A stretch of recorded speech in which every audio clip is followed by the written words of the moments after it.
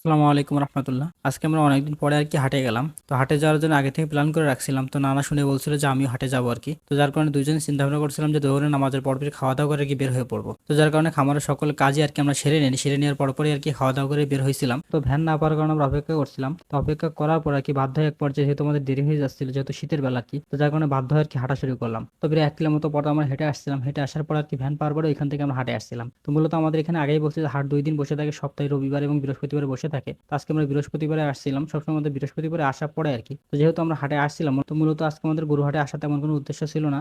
আজকে আমাদের উদ্দেশ্য ছিল আমরা চারা হাটে যাবো, যেহেতু আমাদের এখানে চারা হাটও রবিবার আর বৃহস্পতিবার বসে থাকে আর কি। তো চিন্তা করলাম যেহেতু হাটে আসছি তাহলে একবার হাট ঘুরে যায় আর কি, কারণ হাট ঘোরাটা খুবই একটা গুরুত্বপূর্ণ বিষয়।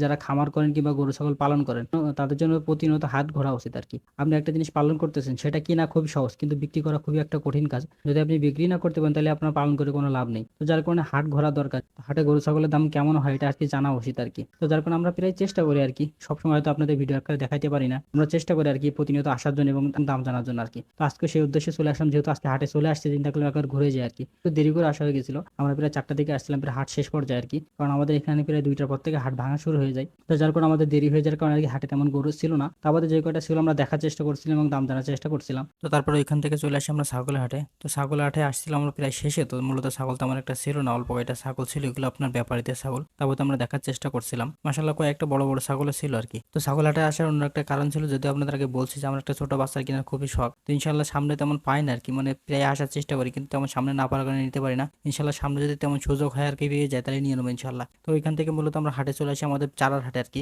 মূলত এখানে আসার উদ্দেশ্য ছিল আমাদের। তো এখানে আসার আর একটা কারণ ছিল, সেটা হচ্ছে এখান থেকে একজনের সাথে আমাদের যোগাযোগ হয়েছিল, উনি আমাদের যে উন্নত মানের চারাগুলো দেবে আর কি। তো ওনার সাথে কথা বলার জন্য আমরা আজকে আসছিলাম মূলত। তো আপনারা জানেন যে আমি পেঁপে চারা দিয়েছিলাম, তো চারাগুলো আর কি উন্নত মানের চারা না আর কি। তো যার কারণে একজনের সাথে যোগাযোগ হয়েছিল, তো উনি যেহেতু আমাদের অল্প দামে চারাগুলো দেবে আর কি, এই জন্য আমরা আসছিলাম ওইখান থেকে নেওয়ার জন্য আর কি। তো দাম কম নেওয়ার কারণে আর কি ওনারা ভিডিওতে দেখাইতে পারতেছে না, কারণ উনি যেহেতু ব্যবসা করেন আর কি, আমাদের কাছ থেকে যে দাম নিচ্ছে আর কি সেই দাম হয়তো অন্যদের কাছে বিক্রি করতে পারবে না। তো এই জন্য আমাদের কাছে আর কি ভিডিওর সামনে উনি আসে নাই। তো এখান থেকে আমরা অন্যান্য চারাও দেখছিলাম। তো দেখার পরেই আমরা বাসার উদ্দেশ্যে রওনা হয়। তো আজ এই পর্যন্ত, সকলে আমার জন্য দোয়া করবেন, আল্লাহ তাআলা যেন আমার খামারে বারাকা দান করে, ফসলে বারাকা দান করে। আজ এই পর্যন্ত, সকলে ভালো থাকবেন, সুস্থ থাকবেন। আসসালামু আলাইকুম।